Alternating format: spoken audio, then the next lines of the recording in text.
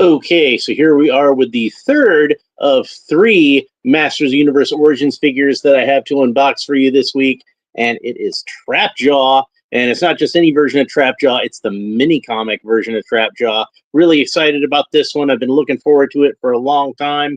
I think when it was originally supposed to get released, it got delayed. And then, I guess when it finally did get released, I didn't even know about it. So, and this is the fan favorite re-release. I was able to get this one on Big Bad Toy Store, and really excited that I did. The other figures that I got this week was She-Ra that I'd pre-ordered, and King Randor, which was another one that I was looking for and wasn't able to get when it originally released. So here's what the back of the package looks like. We've got Trapjaw blasting He-Man, and you can see that he's stepping out of Castle Grayskull, and he's got this energy aura around him with this kind of umbilical attaching him back to the castle. It says put laser gun, hook, or pincers into his arm. Open and close jaw for biting action. And then we see the cross-cell artwork. King Randor, Web Store, Ninjor, and Trapjaw, who's like the only guy whose name does not end with "or" on this Randor, Web Store, Ninjor, and Trapjaw. Okay. So real quick, I do have with me the Masters of the Universe mini comics collection. No He-Man fan should be without this particular tome. It collects all the mini comics from the original vintage Masters of the Universe line, plus mini comics from Princess of Power and New Adventures of He-Man. And it's got like some nice stuff in there, like the original, the very first He-Man mini comic. That one was a giveaway to promote the series, and you can see it's got some of the earliest mini comics that weren't even comics yet. They were more like illustrated storybooks.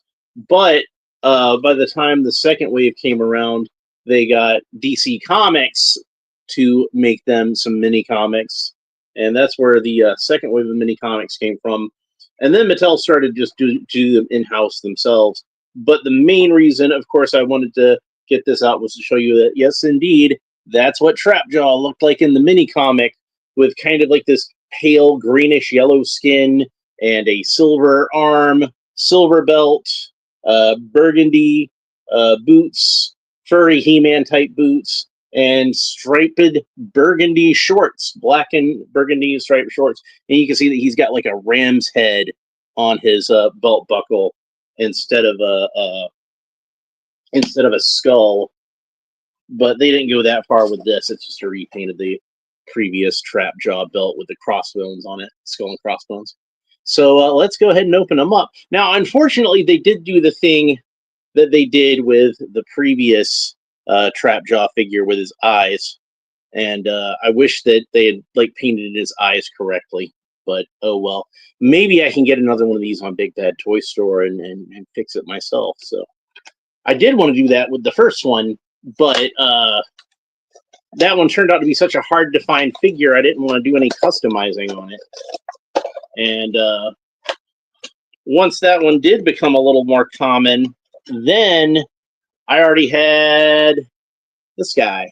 So I already felt like I had one where his eyes were correct anyway. So anyway, so here's the mini comic. And here we can see the back of the mini comic. Digitino, that's that character's name. See, if I had just looked at the back of the mini comic on the last episode, I would have figured that out. But you can see the Trapjaw on the cross-cell artwork has a black arm and black accessories to go with it. Whiplash, that's another one that I wanted to get and wasn't able to. This was a very hard to find wave. All right, so let's go ahead and read the mini comic like I promised in the Randor episode. So there's our first page, and it says, the two greatest minds of two different worlds, Digitino of Trefixa and Man-at-Arms of Eternia, used their combined ingenuity to create the greatest invention either planet has ever seen. A paradimensional portal? Yes, King Randor, a bridge connecting our two worlds together. It wouldn't have been possible without Digitino. And then, Thoom! What the? Earthquake? There is no earthquake. We're under attack. King Randor, surrender the paradimensional portal. Oh, I should give him a voice. That's Whiplash. King Randor, surrender the paradimensional portal, or we will destroy the city and take it anyway. And then Trapjaw says, He-Man and Sunman can't save you. Skeletor made sure they're busy. And then King Randor says, On my left, man-at-arms. Yes, my liege. One Roton could bring the whole city down, Earth-length by hundreds. One Roton? Wow, that vehicle's way more powerful than I would have thought. Fortunately, Digitino's mind of 100,000 computers calculated for such an event. Get these electromagnetic disruptors to the soldiers. They are calibrated specifically for Roton circuitry. And then King Randor says, Defenders of Eternos. There he is. Defenders of Eternos, there comes a time when the forces of evil come to take what is ours, our homes, our families, your lives. Not our lives? Yeah, I think he'll probably try to kill you too, Randor. Today is that day. I stand before you not as a king, but as a soldier, protecting our people for Eternos! Eternos! All the palace guards down there at the bottom. And then King Randor, charge! Leading his troops into battle. And we see a palace guard zapping a Roton, and another palace guard going after, what were those guys called? Skeletons? With an axe. And crack, kaboom, action scene. And then Randor says, The battle tide is turning. The day will soon be ours. And Tila says, Has anyone seen Whiplash or Trapjaw? And Man-at-Arms says, The portal! Whiplash's mighty tail easily smashes down the walls, bringing them closer to their prize. There it is! The para-thingamajig Skeletor wants! Let's grab it before they know we're here. And then they see Digitino and, Who's this clown? You must be Trapjaw. My name is Digitino. Surrender immediately or I will be forced to disable you. Fortunately, Digitino calculated their strategy. Digitino calculated his computer? Yeah. Okay, disable this! And he swings his tail at him, but he gets shocked.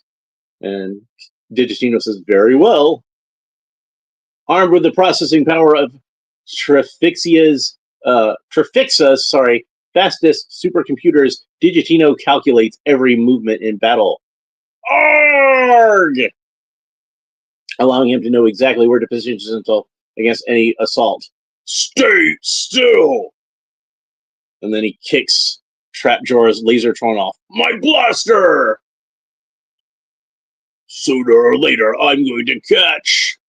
And then he gets interrupted, and Digitino says, Never pit a mechanical menace against a computer wizard. And then King Randor is shaking hands with Digitino and says, Thank you, Digitino. Eternos is in your debt. Thank you, King Randor.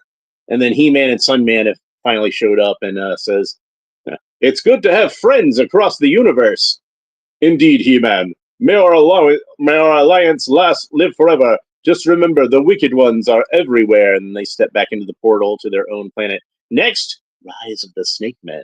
So, Kane Highwind says, awesome. Yeah, pretty fun little mini comic. One of the better ones I've read, personally. All right, so let's go ahead now that we've got that out of the way. Let's get Trapjaw out of the package, and I must have dropped the thing with his accessories in it. I knew I felt something drop there, and I thought it was just the paper falling out, but it looks like not, because now I'm missing his accessories. Well, let's go ahead and no, they're in this little doodad behind him. He's got like a little. I guess they redesigned the package, and there are no rubber tabs holding this guy in either. So that's nice. So yeah, they've got the a little cubby hole behind where the figure goes, and that's where they stuck his accessories. So let's, damn it, now I dropped one of them. Kane Howes is off topic, but I had a question. Do you collect any of the JLU 4-inch figures? If so, do they scale with the Spin Master 4-inch figures, like from the Flash movie, etc.? Well, I do, in fact, have quite a few of those Justice League Unlimited figures. I was collecting them back when they were being made, and I think I lost a bunch of them when I was moving, but I know where most of them are, so that's good. But unfortunately, some of the other ones seem to be missing, and I don't know when I'll be able to get them reacquired. But to answer your question, no, they do not scale with the Spin Master 4-inch figures because they're more in scale with superpowers. They're about that size. So I would say slightly smaller than a Kenner Batman, the animated series, but they scale about the same as superpowers. So I do have a few of those that I actually keep with my superpowers, like the Question, for example. I keep him with my superpowers. I kind of feel like that's a figure that he fits in well enough aesthetically with the rest of them. All right, so when I was getting those out of the box, I did draw. There it is. We got to get all the accessories. So there's the clamp. So we got all three of them together. All right. So yeah, the Spin Master 4-inch figures are closer to like a GI Joe, like a 25th anniversary GI Joe. I think they're about in scale with that. Let's see. I've got some of those over here. But first one I grabbed happened to be Black Manta. So we can see those next to each other. So this is a Marauder Task Force figure. So again, it's about the same scale as like a Hasbro 3 3/4-inch figure, like a GI Joe Classified. It's about not GI Joe Classified, a GI Joe 25th anniversary. And here is one of the new retro action figure. See, he's a little bit taller than a vintage GI Joe. So and then I don't think I have any JLU handy here, but I do have superpowers. Superpowers Batman. So you can see like Batman stands a bit taller than Black Manta.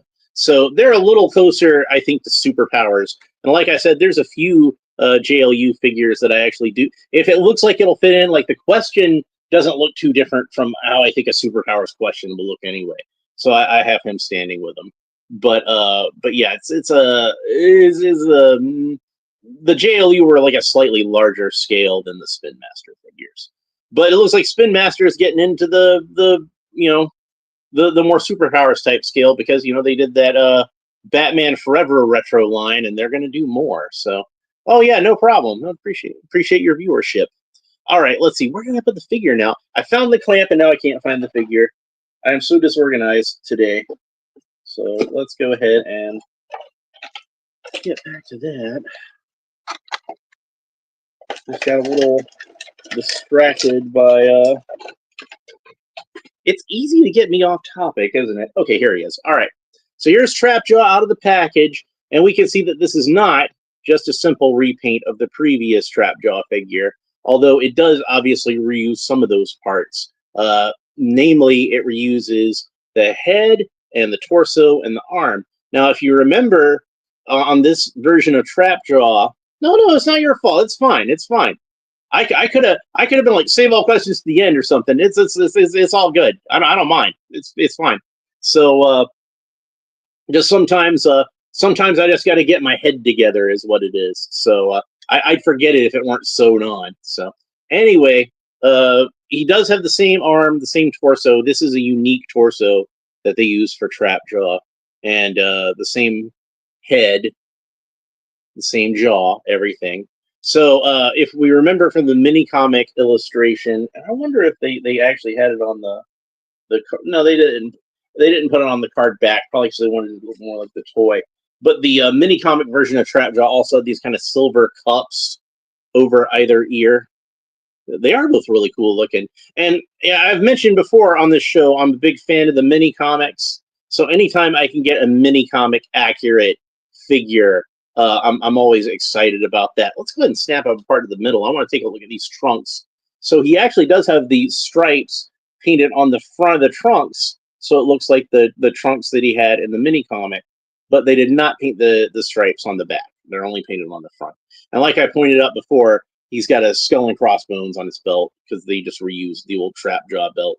I guess they figured it wasn't worth molding an all new belt for the guy, so that he had the ram's head on there. I don't really mind.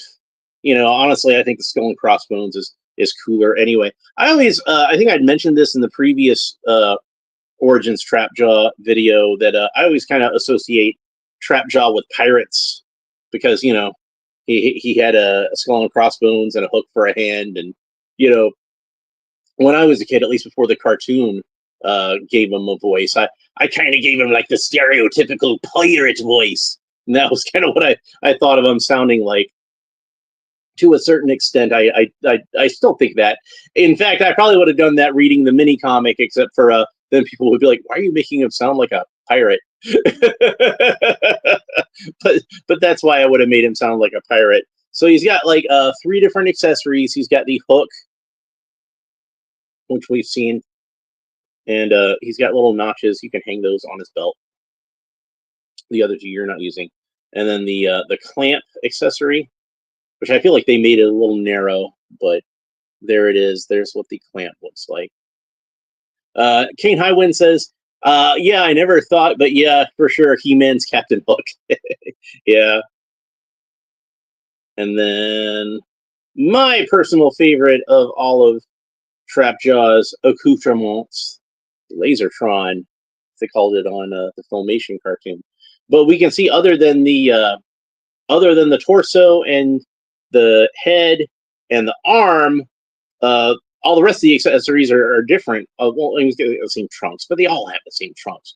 But you can see they reuse the He-Man style arm, the left arm, and the He-Man style legs. And that, of course, is how Trapjaw was originally designed. I'm guessing that when they gave him the Manny Faces style legs and arm, it was probably like a last minute change where they realized, oh, we've got some new molds we can take advantage of. Maybe you give him these mechanical looking legs and right arm, and that would all work together.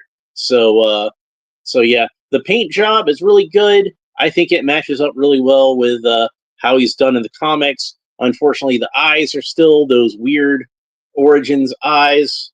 But like I said, maybe I can get a second one and repaint him so he's got proper eyes and he's got the eyebrows. Because I just think Trapjaw's eyebrows are like really distinctive. Like you can see like how he's got those thick, heavy eyebrows on the Filmation version, and the one on the original toy was like a bit spikier. So I liked those spiky eyebrows. But yeah, I'm of the opinion, and you can disagree with me or agree with me if you want, but I think that overall, the Origins, the cartoon collection, Trapjaw, is actually better than the regular Origins. Kane Highwind says, yeah, I paint stuff all the time. I use acrylic and toothpicks. Yeah, I use toothpicks a lot myself, especially doing the eyes. I like to actually take some sandpaper and sharpen the toothpicks in a lot of cases, so that they can get even more of a fine tip look. But that's just me. So, but yeah, we can see that even though this cross-cell artwork did show Trapjaw is still having a black arm, this one does indeed have a silver arm, which looks really cool, I think. So let's go ahead and talk about the articulation. Trapjaw can look up about that far and look down about that far. Tilt his head kind of quizzically from side to side, but not a whole lot. Trapjaw, I should point out, does have a different style of neck articulation from other Origins figures, and I don't know why they did it that way. Maybe because they felt like that was the best way to accommodate the jaw articulation, which, by the way, that's what he looks like with the claws. Closed jaw, that's what he looks like with the jaw all the way open. It seems a little bit of his neck in there. Kane Highwind says the silver would look cool on the blue one. It would, actually, and that does make me wish that, and I've always wished this, but especially now that you mentioned that the armor on the torso was removable, so that way I could swap the whole thing out. But even as it is, we can swap at least the arm itself. So let's have a look at that real quick, and then we'll get back to the articulation. And then I just pulled, I pulled it off wrong. All right, there we go. So we'll go ahead and have a look at the standard version of the silver arm. So there we go. Does look pretty neat. All right. Back to our regularly scheduled articulation. So while I'm on this arm, of course, the arm does rotate all the way around at the shoulder, and it moves down about that far and up about that far, and I dropped the freaking claw again. I don't know if it landed in this box or what, but that claw is just going to be the bane of my existence, isn't it? As far as that goes. I'm just going to forget about it for now, and in fact, I'm going to take off the hook, so I don't want to drop that too. So we're just going to set that aside for the nonce, and this is a really well-articulated piece with the arm.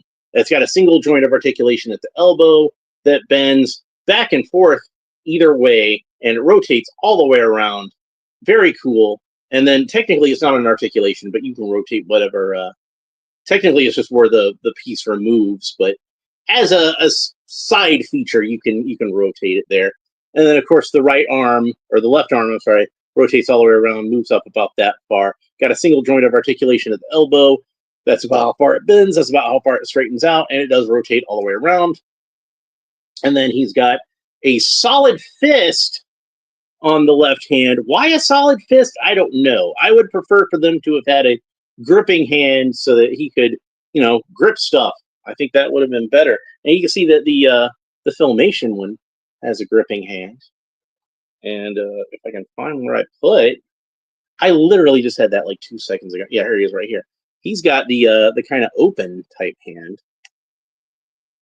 So I don't know why they decided to do a solid fist on that, but I wish they hadn't. So that's if I was running things, that would not be a solid fist. Lone Dragon says, "Watch yourself. It's the claw. Ooh, the claw is coming at you. You're scared of the claw. You're scared of the claw."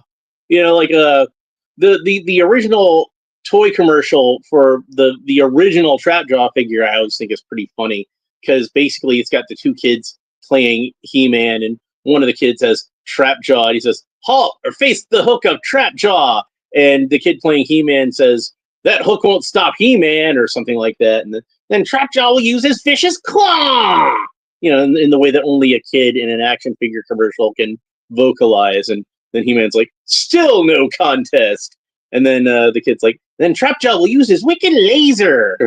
It will take more than a one-armed army to stop He-Man and Battle Cat." Then the kid puts He-Man on Battle Cat, and "You win this toy, He-Man," and has Trapjaw run off, and I'm like, that was not a very not a very epic confrontation there, really. It's just basically Trapjaw showed up and says, "Look all this nasty stuff I've got." And He-Man's just like, "Yeah, I'm not scared of any of that." Like, run away! Super run away! Kane Heinwood says, "I can't get enough of the gripping hands. Closed fists always annoy me." Yeah, I'm like to me, and maybe it's just because I grew up with those original vintage He-Man figures, but the way they do the gripping hands to me is close enough to a fist with my imagination. That was what He-Man always punched people with. So I don't really need to have solid fists. I get why people might want to have them on something like Thunder Punch He-Man, since punching is just fire the laser. Yeah, that's the other thing I always think about when I watch that cartoon. The way the kid puts the emphasis on laser. I wonder if like Mike Myers actually saw that commercial at some point. So anyway, let's get back to the articulation. So he rotates all the way around at the waist, of course, and Trapjaw can kick up about that far, which is not incredibly far, but these figures are so muscle bound that's it's good enough to get him in a vehicle anyway. So and then he does have a single joint of articulation at the knee, bends about that far, and straightens up about that far, and of course that rotates all the way around. Got the boot cut, boot rotates all the way around, and then he's got ankle articulation that points down about that far, points up about that far, and then that rotates all the way around. So, since they mentioned Roton in the Minicomic, and I happen to have a Roton handy, also, there we go. Let's go ahead and put Trapjaw in the Roton, since we did see Trapjaw is piloting Roton a lot in the comics. So I'm going to set the canopy aside. I'm not going to put it back on just yet, because they didn't use the canopy in the Minicomic, for one thing.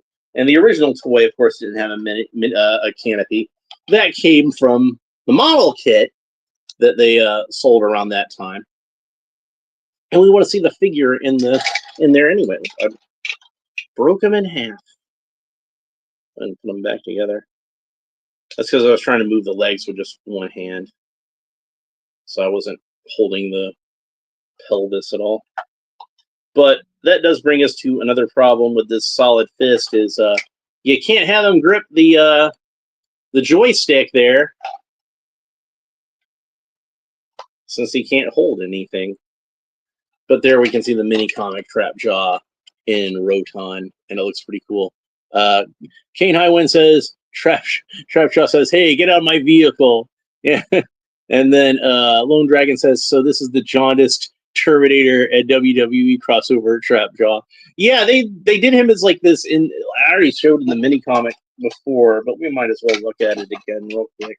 Is in the way that they had him illustrated in that original Minicomic, was he was colored with this very pale greenish yellow color, and you can see like all of his skin was colored like that. So it wasn't like the later Trapjaw figure, the one that actually got released. Of course, they had him with blue skin everywhere but his face, and I always just kind of figured he was wearing a blue outfit, you know, kind of like how Man at Arms is wearing a green outfit. But later on in the 2000X version, they revealed that Cronus, I remembered what his name was before he was Trapjaw. Cronus just had entirely blue skin, and the green on the face was because he was disfigured in that fight with Skeletor that wound up with him becoming Trapjaw. But of course, that's completely different from the mini-comic version, where in the mini-comic, Trapjaw was a guy that, like I said, escaped into, I don't think I talked about it too much, but in the mini-comic, Skeletor basically goes into a parallel universe so that he can, he goes into a parallel universe so he can try to sneak into Castle Grayskull in like a lateral way. Like his idea is he's going to go to the parallel universe, walk into the middle of where Castle Grayskull would be, and then create the portal to bring him back to Eternia within the castle. But it turns out to be easier said than done, because there's like this kind of astral image of the castle in the other universe, and he can't even really penetrate that. And by the time he does get a portal open to take him inside, Trapjaw is trying to escape from that world's authorities, and hijinks ensue. Basically, Skeletor gets knocked back into the portal he came from, and Trapjaw actually winds up coming back into Eternia, into Castle Grayskull, and that's when he's got all this this aura of energy about him, and you can see the umbilical there that attaches the aura back, the energy back into the castle, and he's gonna basically just start taking over the universe, because now he has all the power of Castle Grayskull, which is, you know, exactly why Skeletor was trying to break in there. And of course, He-Man comes along, because Skeletor is up to no good. He-Man's got to come along. And they wind up figuring out the only way to really stop Trapjaw is for both of them to combine their halves of the Power Sword together. This was still when the Power Sword was two halves. And both of them, holding the Power Sword in tandem, managed to cut the umbilical, giving Trapjaw his power. And then the sword is separated again. They both take their halves back. And Skeletor captures Trapjaw to take him back and use him as his lackey. So that was how Trapjaw became a henchman of Skeletor. And this is the 2000X Skeletor, by the way. He's really cool. I like the 2000X design. It worked out really well, especially in the Origins version. Kane Highwind says, yeah, kind of like Trapjaw with the arm. They did Kane kind of like Trapjaw with the arm. Oh yeah, the Masters of the WWE version, where I think he used Roboto pieces. But yeah, that was tying him back to that. It was a brilliant plan by Skeletor, but unfortunately didn't quite work. Well, fortunately, because now we're not being ruled by Skeletor. And Kane Highwind says, hit the like button. Everyone, this channel is really cool. So, hey, that's good advice. You should do that. So, anyway, sorry, I got a little mustache fell into my mouth. It's gross. All right. So, Trapjaw is definitely worth picking up, I think. But he is very much of a niche figure. because this is not, the iconic version of Trapjaw that we all know. Obviously, the original version of Trapjaw looks a lot more like the figure and the way he appeared on the Filmation cartoon. And actually, I don't think this guy's too hard to come by right now, which is exactly what he looked like on the Filmation cartoon. And like I said, I kind of feel like this Trapjaw figure is actually superior to the initial Origins release. However, if you are a part of the niche audience this is made to appeal to, and I very much am, because we all know what a big fan of the mini comics I am, then you gotta pick him up. You gotta have like any mini comics version of the character. And I do have a lot of nostalgic attachment to Trapjaw as he was depicted in those mini comics. And I remember, reading the mini comic and looking at the mini comic and looking back at the figure, mini comic figure, and being like, why do they look so different? And when you're a kid, you don't really know stuff about like the design work and all that kind of stuff, all the effort that goes into all that. Like button, that's the X in the top right corner, right? I don't know, maybe. I don't know. I think it's this thing. That's the thing you want to hit. So yeah. I always wondered why Trapjaw looked so different in the comic than what he looked like in the figure, and why there wasn't a little more fidelity. You find out later, of course, that a lot of design work goes into these figures, and sometimes things get changed up at the last second. And like I said, I'm pretty sure the reason why they wound up using those Manny Faces parts at the last minute is probably just because they realized, hey, we've got these parts. We just spent all this money on new molds. We might as well give them these new Manny Faces legs. So it looks a little more mechanical. It fits in with the look of the character. Might as well, kind of reuse that arm too. Just kind of change it a little bit at the shoulder, give him like a gear on there or something. So yeah, we wound up with him looking a little bit less generic as far as the part selection goes, especially because those Manny Faces legs did not get used on as many figures as the He-Man legs did, obviously. I think there was Manny Faces, Trapjaw, Roboto. There's probably another one here or there that I'm drawing a blank on, but those are the main ones that came to mind. But anyway, I'm really happy to finally have this guy in my collection. I'm a big fan of the mini comics design of Trapjaw, and I'd thought about again doing a custom myself, but when I saw they were going to actually do one, I'm like, oh well, never mind. I'll just wait on that. And I wound up waiting a bit longer than I had anticipated, but finally here he is. We goal accomplished.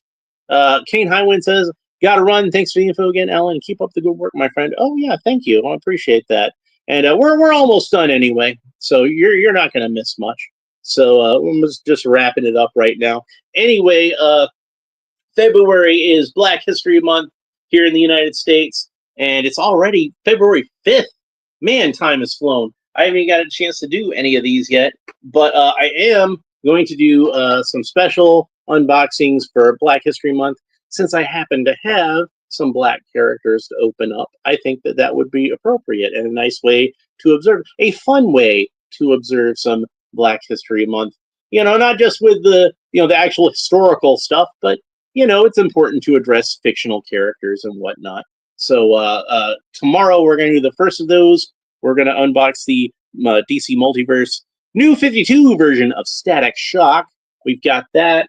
We've got Mr. Terrific. We'll be hitting him up at some point. And I actually just picked up the new Lightning Lad figure, so we'll have some things to say about that. We're going to open that sometime this month.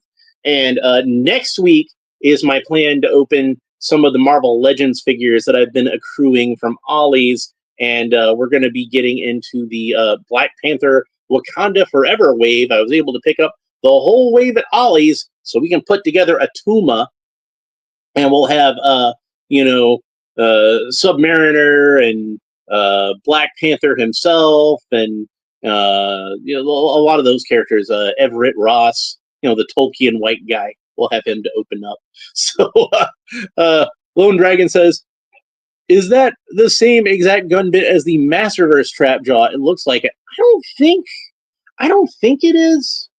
but I'll try to compare them later and figure that out. But I don't think it is. I think that it's slightly different. I want to say I've compared them at some point before, but I honestly don't remember. I could be mistaken about that. Anyway, I think that's it for this episode. I hope you enjoyed it. If you did, please make sure you like and subscribe and all the fun YouTube stuff down below. Leave a comment and let me know what you think about Trapjaw, both the character in general and this figure specifically. And of the, I'm pretty sure there's only been 3 versions of Trapjaw, unless we count the Origins of Evil Cronus. Maybe I should have pulled him out to look at him too, but oh well, too late now. But of these 3 versions of Trapjaw, which one do you think is the best? Do you agree with me? Is it the cartoon collection version? Or maybe you prefer one of these other Origins version? Personally, I think that I would rank them at cartoon collection, mini comic, and then standard Origins. I think that's how I'd rank those. Because it's not the classic version, like I said. It's not the most iconic version, but it is a version that I've got a lot of nostalgic affection for. So I'm really glad that they did get around to doing the mini comics version of Trapjaw. Anyway, that's it for this episode. Hope you enjoyed it. We will talk to you next time. Bye.